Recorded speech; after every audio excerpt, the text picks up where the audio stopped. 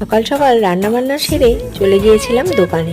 সামনেই আমাদের অ্যানিভার্সারি ছিল, তাই একটা গিফটের দরকার ছিল। পলাশকে একটা ওয়াচ কিনে দেবো ঠিক করেছিলাম। সামনেই ছিল বার্থডে ইনভিটেশন, তাই ভাবলাম কিছু তো একটা নিতেই হবে। তাই এসেছি যখন দুটো একসঙ্গেই। আর আমাদের অ্যানিভার্সারির দিনই ছিল বার্থডে পার্টি। এর মধ্যে বাড়ি ফিরে দেখি পার্সেল চলে এসেছে, আর পার্সেল এলে কতক্ষণে সেটা খুলে দেখবো সেই চিন্তা ভাবনা মনের মধ্যে ঘুরতে থাকে।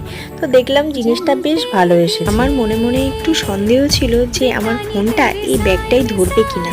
তো দেখলাম ব্যাগটাই মোটামুটি ফিট হয়ে গেছে, আর সাথে অনেক পকেটও আছে। এরপর খাওয়া দাওয়া সেরে একটু রেস্ট নিয়ে বেরিয়ে গিয়েছিলাম গাছ কিনতে। আমার তো খুব পছন্দের, কিন্তু আমি নার্সারিতে গিয়ে একটাও ভিডিও করতে ভুলে গিয়েছি, কারণ ওখানে এত গাছ ছিল সেগুলো দেখতে দেখতে আমার একদমই খেয়াল ছিল না যে ভিডিও করতে হবে। তো ভাবলাম চলো বাড়িতেই যখন নিয়ে এসেছি সেগুলোই যখন খুলবো আস্তে আস্তে তোমাদের একটা একটা করে দেখাই। গাছগুলোর যে কি নাম সে